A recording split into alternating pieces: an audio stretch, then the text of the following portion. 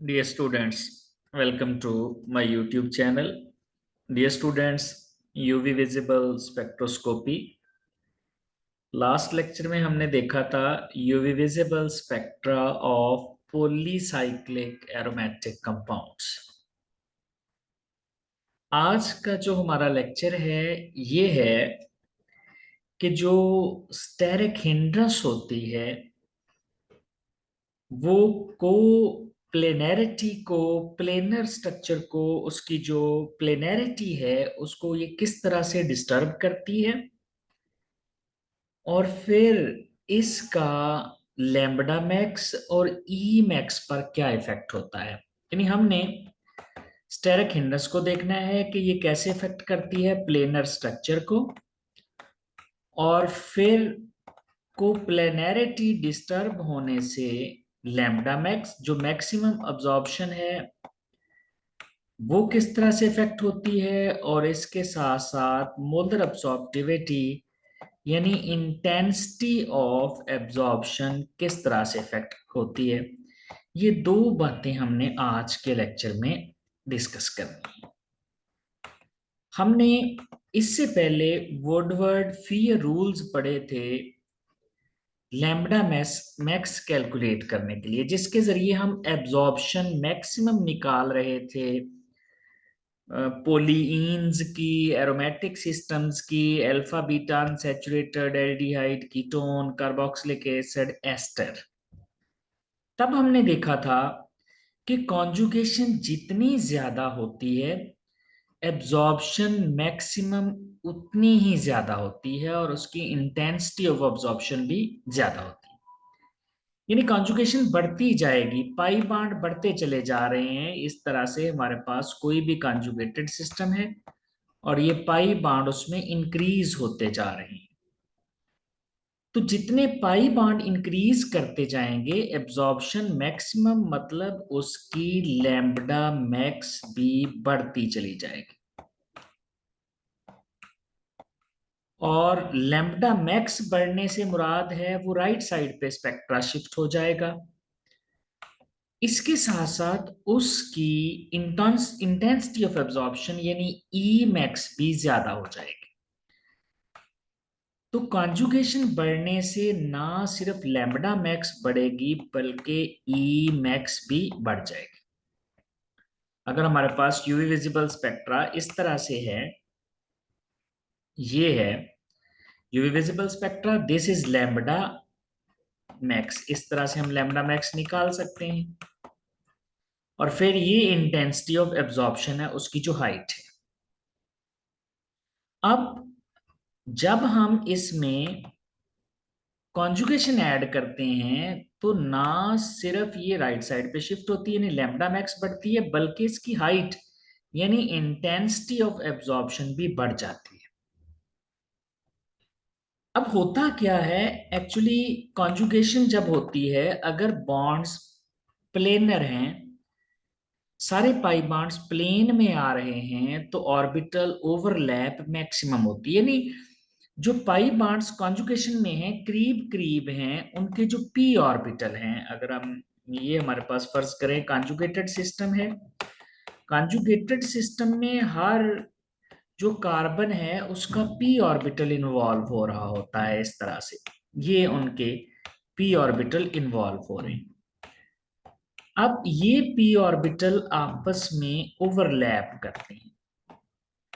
अगर structure coplanar हो तो उसको प्लेनैरिटी के मामले में ऑर्बिटल ओवरलैप बहुत ज्यादा होती है, और ऑर्बिटल ओवरलैप ज्यादा होगी तो इसका मतलब है अब्जॉर्प्शन मैक्सिमम और इंटेंसिटी ऑफ अब्जॉर्प्शन बढ़ जाएंगे। लेकिन अगर स्टेरिक क्राउडिंग आ जाए, अगर स्टेरिक हिंड्रेंस आ जाए, स्टेरिक हिंड्रेंस जितनी ज्यादा होगी तो रिजल्ट क्या निकलेगा, जो प्लेनैरिटी है वो कम हो जाएगी, और अगर प्लेनैरिटी कम हो जाएगी तो फिर ना सिर्फ एब्जॉर्प्शन मैक्सिमम बल्कि इंटेंसिटी ऑफ एब्जॉर्प्शन भी सफर करेंगे, और इन मोस्ट केसेस ये वैल्यूज कम हो जाती हैं। और अगर ये कम हो जाएंगी, एक्सपेक्टेड वैल्यू से डेविएट करेंगी, तो इसका मतलब है वुडवर्ड फीयर रूल से जो वैल्यू आ रही थी उससे डेविएशन हो जाएगी। मीन स्टेरिक हिंड्रेंस बढ़ने से जो लैम्डा मैक्स हम वुडवर्ड फीयर रूल से कैलकुलेट करते हैं वो वाली वैल्यू नहीं आएगी, बल्कि उससे डेविएट कर जाएगी। क्यों? स्ट्रक्चर प्लेनर नहीं रही, पाई बॉन्ड प्लेनर नहीं रहे, उनकी ऑर्बिटल ओवरलैप उतनी इफेक्टिव नहीं रही जितनी तब थी जब वो प्लेनर थे। अब अगर हम एग्जांपल ले लें इसकी, हमारे पास है बायफिनाइल। अब बायफिनाइल कॉन्जुगेटेड सिस्टम है, इसमें 6 पाई बॉन्ड है और ये सारे आपस में कॉन्जुगेशन में है, डबल सिंगल इस तरह से। इसकी जो लैम्बडा मैक्स है वो 250 है और इसकी जो intensity of absorption E max है वो 19,000 है। अब ये जो 6 पाई बॉन्ड हैं, ये जो रिंग्स हैं दोनों बायफिनाइल, ये अगर हम इनकी प्लेनैरिटी डिस्टर्ब कर दें, यानी हम क्या करें, हम यहाँ पर ऑर्थो पोजीशन पर 2 पोजीशन पर मिथाइल ग्रुप लगा दें, 2 मिथाइल बायफिनाइल बन जाएगा। तो ये जो मिथाइल ग्रुप है ये इन पाई बॉन्ड्स की प्लेनैरिटी डिस्टर्ब करता है स्टेरिक हिंड्रेंस की वजह से, और जब ये डिस्टर्ब करेगा, प्लेनैरिटी कम होगी, तो पाई बॉन्ड की जो ओवरलैप है वो उतनी एफिशिएंट नहीं होगी। रिजल्ट क्या निकलेगा? लैम्बडा मैक्स कम हो जाएगी 250 से 237, और उसकी ई मैक्स भी कम हो जाएगी 10,000 टू 50 रह जाएगी due to steric hindrance. Steric hindrance ने उसकी कोप्लेनैरिटी डिस्टर्ब कर दी। एक और एग्जांपल देखें, हमारे पास है नाइट्रोबेंजीन। अब नाइट्रोबेंजीन में भी जो नाइट्रो ग्रुप है, नाइट्रो ग्रुप की अगर हम स्ट्रक्चर देखें इस तरह से होती है। नाइट्रो ग्रुप का पाई बॉन्ड रिंग के पाई बॉन्ड के साथ कॉन्जुगेशन में है। ये जो नाइट्रो ग्रुप का पाई बॉन्ड है ये इस रिंग के पाई बॉन्ड के साथ कॉन्जुगेशन में, ये देखें डबल फिर सिंगल और फिर नाइट्रोजन के साथ वाला पाई बॉन्ड फिर डबल कॉन्जुगेशन में। इसकी जो लैम्बडा मैक्स है हमारे पास वो आ जाती है 252 और इसकी ई मैक्स है 8620। अब अगर हम इसकी ये जो क्रोमोफोर ग्रुप है इसकी इस रिंग के साथ जो प्लेनैरिटी है, जो इफेक्टिव कॉन्जुगेशन है, इफेक्टिव पी ऑर्बिटल ओवरलैप है, अगर हम उसको डिस्टर्ब कर दें बाय स्टेरिक हिंड्रेंस, कैसे? हमने ऑर्थो पोजीशन पे मिथाइल ग्रुप लगा दिया तो ये ऑर्थो मिथाइल नाइट्रोबेंजीन। अब ये जो लैम्बडा मैक्स है ये भी कम हो जाएगी 252 से 250, और इसकी ई मैक्स भी कम हो जाएगी 5,950 रह जाएगी। तो ये जब भी स्टेरिक हिंड्रेंस आती है वो कोप्लेनैरिटी को डिस्टर्ब करती है। रिजल्ट क्या निकलता है? पी ऑर्बिटल की ओवरलैप उतनी एफिशिएंट नहीं रहती, वो कम हो जाती है और उसके कम होने की वजह से लैम्बडा मैक्स और ई मैक्स भी कम हो जाती है। अब अगर हमारे पास ज्योमेट्रिकल आइसोमर्स हो, जिनको हम सिस ट्रांस या ई एंड जी आइसोमर्स कहते हैं, ज्योमेट्रिकल आइसोमर्स में जो हमारे पास ट्रांस आइसोमर होता है उसकी एब्जॉर्प्शन और लैम्बडा मैक्स ज्यादा होती है, जबकि सिस की लैम्बडा मैक्स और ई मैक्स कम होती है। अब इसमें भी वही मसला है कि जो सिस है उसमें स्टेरिक क्राउडिंग ज्यादा होती है, जिसकी वजह से को प्लेनैरिटी डिस्टर्ब हो जाती है। जैसा कि देखें, ये हमारे पास सिनामिक एसिड है, ये ट्रांस आइसोमर है। ट्रांस आइसोमर में देखें कार्बोक्सिलिक ग्रुप और फिनाइल ग्रुप जो बड़े ग्रुप हैं वो एक दूसरे से दूर हैं, ट्रांस है। रिजल्ट क्या निकलेगा? ये जो रिंग का पाई बॉन्ड और ये जो कार्बन कार्बन डबल बॉन्ड है जिसकी अक्रॉस हम चेक कर रहे हैं ज्योमेट्रिकल आइसोमर्स, और ये जो सी डबल बॉन्ड ओ का जो पाई बॉन्ड है ये इफेक्टिव कॉन्जुगेशन सिस्टम बन जाता है और इनमें पाई ऑर्बिटल ओवरलैप अच्छी होती है। अब इनकी जो पाई टू पाई स्टार ट्रांजिशंस होती हैं उनमें लैम्बडा मैक्स आती है 272 नैनोमीटर और ई मैक्स आता है 15,900। अब अगर आप इसका सिस आइसोमर बना लें, सिस में क्या होगा? ये हमारे पास जो फिनाइल है और कार्बोक्सिलिक ग्रुप है, ये सेम साइड पे आ जाते हैं। रिजल्ट क्या निकलता है? दोनों में स्टेरिक रिपल्शंस होते हैं। जब दोनों के दरमियान स्टेरिक रिपल्शन होगी तो ये जो कोप्लेनैरिटी है ये डिस्टर्ब हो जाएगी।